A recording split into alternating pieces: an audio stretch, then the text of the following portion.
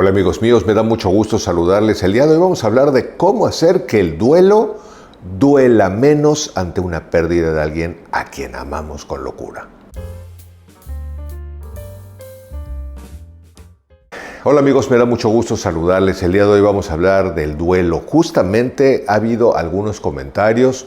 Uno de ellos dice, oye Guido, perdí a mi marido y no puedo sobreponerme a la pérdida, no he podido sobrellevarlo, no he podido superarlo.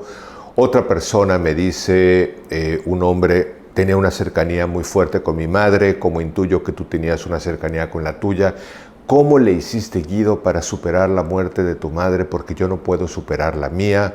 Recibo otro también por el estilo. Es decir, parece que de alguna manera, de algo irremediable, la gente de nuestra generación empezamos a vivir pérdidas, primero, pues evidentemente o generalmente, de nuestros padres. Y bueno, después de nuestros cónyuges. Y no de manera ideal ni de manera de ninguna expectativa. Muchas veces perdemos algún hijo, que creo que es mucho más doloroso perder un hijo del que no se espera, al menos de manera convencional, que nosotros podamos vivir más tiempo que un hijo, a que perdamos a uno de nuestros padres. Pero yo no soy un especialista en duelos ni cosa por el estilo. Por supuesto que yo creo que hay extraordinarios tanatólogos y puedes buscar sobre la tanatología respecto de cómo sobrellevar, cómo prepararse a un duelo y cómo sobreponerte a un duelo. Pero lo que yo puedo compartirte es simplemente mi visión de vida, cuál ha sido mi experiencia. Yo he perdido muchos amigos a mis 64 años, muchos amigos, hombres y mujeres se han ido. Una de mis amigas más entrañables, mi amiga Lucía, con la que solamente porque no nos gustábamos, no éramos pareja, porque no nos gustábamos físicamente, no nos atraíamos, pero nos amábamos. O sea, verdaderamente yo podía pasarme una tarde entera comiendo, tomando vino, charlando, nos apoyábamos, era mi correctora de estilo y la extraño. Ahora, vamos a otro tipo de amor, el amor de la mamá. Los últimos 3 años de mi vida hay una cosa que a mí nunca se me va a olvidar. Estaba yo sentado haciendo antesala para entrar a ver una obra de Silvia Pinal con mi mamá, con mi hermana, la mayor, y con mi papá. Y mi papá, yo vivía en México, y me dijo, yo me voy a ir tranquilo, dando por hecho que él moriría primero, porque yo sé que tú nunca vas a descuidar a tu mamá y que en los últimos años de vida seguramente verás por ella. Le dije, papá, no me eches eso de alguna manera en la espalda, porque para empezar mamá vive en Mérida y yo vivo en México y bla, bla, bla. El hecho es que mi papá tuvo voz de profeta, porque por cuestiones de toda una serie de circunstancias me fui a vivir a Mérida en los últimos años de mi mamá que vivía en Cancún se fue a vivir a Mérida y viví con mi mamá los últimos 3 años de mi vida. Ahora, ¿qué tiene que ver esto con el duelo? Evidentemente yo esperaba que mi mamá se fuera. Mi mamá era una mujer que cuando empecé realmente a hacerme cargo de ella de manera cotidiana, tenía 85 años, mi mamá falleció a los 88 años y esos 3 últimos años fueron de una gran cercanía. Y sí es verdad que siempre tuve una relación muy buena con mi mamá. Esos 3 años fueron entrañables.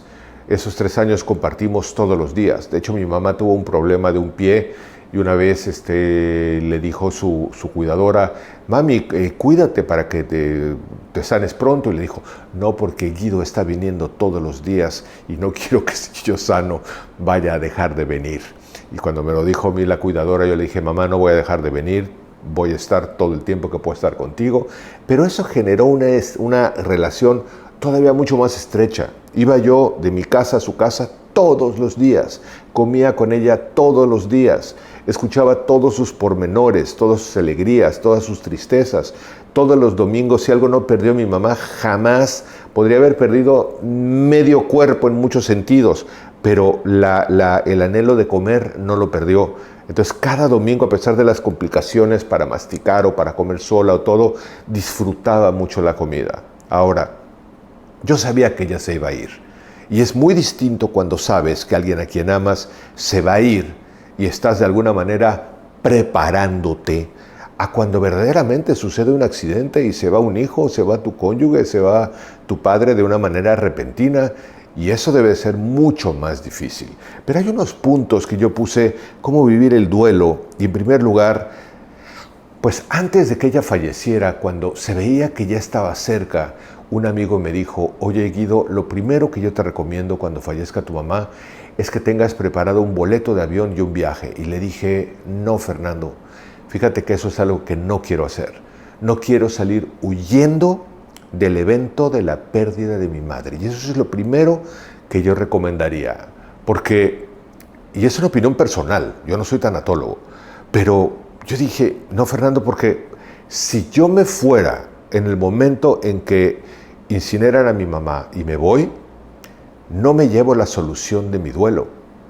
Me llevo una distracción. Y me puedo ir a París, a Nueva York, a Moscú, a Japón, a donde tú quieras, y probablemente me voy a distraer.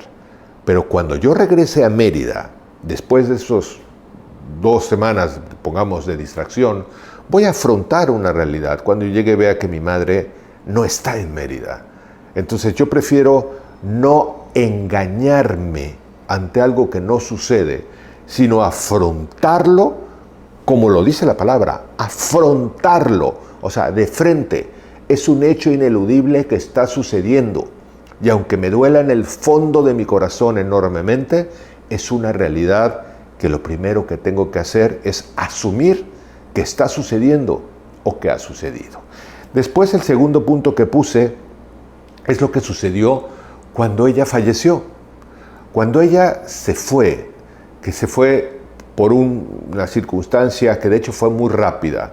Aparentemente estaba más o menos bien, pero de pronto cuando dijo ya me voy es porque ya me voy. Verdaderamente esas 48 horas entre que el médico y el documento y el a dónde va y los trámites y todo esto, uno no piensa. Al menos yo estaba tan enfocado en lo que tenía que hacer que realmente no sabía. De hecho, creo que no fueron 48 horas, fueron 24, porque aparte, por la circunstancia de lo que estaba pasando en el mundo, ni siquiera hubo un velorio, o sea, prácticamente no hubo nada. Entonces, lo que sí sucedió es que cuando terminé, porque de hecho la primera comida posterior a su fallecimiento la hice con su cuidadora, porque estábamos viendo todo el trámite de solución.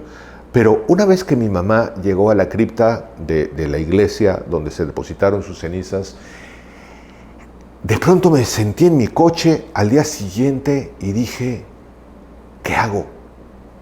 ¿A dónde voy? He comido en su casa los últimos 3 años, todos los días. He salido con ella todos los domingos durante 3 años. La vida te da un vuelco, por supuesto.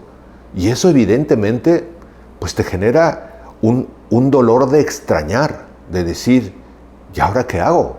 Ya no puedo ir a comer con ella. Entonces me empecé a pensar a dónde ir. O sea, ¿a dónde ir a comer si todos los lugares que se me ocurren me recuerdan a mi madre? Porque como te he dicho, mi mamá adoraba los restaurantes, adoraba comer, adoraba salir. Entonces yo dije, ¿qué hago? Dije, me voy a ir a meter a un lugar donde generalmente no voy a comer. Y me fui a un Vips. Y me senté en el Vips y pedí el menú del día y platiqué con la mesera, como suelo decir, que yo hablo hasta con las mesas, como si fuera un día normal, pero evidentemente con mucho dolor. Porque una pérdida es una pérdida. Y más allá de los apegos que a veces son casi enfermizos a los afectos que de pronto parten, pues evidentemente nos duele. Pero aquí viene otro punto importante. Yo tenía una conciencia muy clara de algo. Me podía volver víctima de la circunstancia y acarrear ese problema, como a veces escucho comentarios de gente que no lo sueltan y a veces no dejamos que la gente parta. O sea, hay que dejarlos partir. Yo recuerdo mucho a un amigo mío, un amigo entrañable, era casi como mi hermano, que tenía una enfermedad terminal y que la mamá hacía hasta lo imposible porque su hijo sobreviviera. Hasta que un día me agarró del brazo mi amigo y me dijo, dile a mi mamá que me deje ir, por favor. ¿Esto qué quiere decir, señores? Que a veces lo que nosotros llamamos amor también es un apego enorme de no dejar partir o sentir que no debemos de descansar nosotros y dejar descansar a nuestro ser querido. Y hay que hacer, creo yo, ambas cosas. Por un lado, dejar que la persona descanse, dejarlo tranquilo, o sea, en la medida de lo entendible. Ojalá pueda captarse la idea de lo que quiero transmitir. Y por otro lado, también comprender que la vida continúa. No puedo vivir atado al dolor por sentir una culpa, una responsabilidad de si hubiera hecho algo más, si lo hubiera podido evitar. ¿Qué es lo que escucho que a veces pasa con gente que tiene pérdidas? Hay que soltar a la persona que hemos amado, pero también hay que soltar porque nosotros tenemos que seguir creando nuestra propia historia, creando nuestra propia vida. Sí, si tú me dices hoy que han pasado prácticamente 2 años de la pérdida de mi madre, ¿la extrañas? Sí. Hay una foto que me regaló mi hermano justamente cuando vino al evento de las cenizas de mi mamá, que al principio es una foto que yo, quizá una de las últimas fotos que yo mismo le tomé, y entonces me generaba un cierto impacto. Hoy no, hoy la veo con mucha naturalidad y le digo, hola mamá, buen día, adiós mamá, buen día. Es decir, hoy juego, pero eso tiene que ver por 2 razones. Una, porque elegí crearme una vida más allá de la pérdida y comprendí que tenía que sustituir todo eso de lamentación y dolor, de a dónde voy a comer, ya no te voy a ver, ya no va a estar el domingo. La mente puede ser muy canija, señores. O sea, si tú le permites a la mente que te torture, verdaderamente puedes vivir en una agonía emocional. Y entonces viene el último punto. Aprendí a cambiar lamentos de pérdida por agradecimiento a la vida de haber tenido a quien he tenido.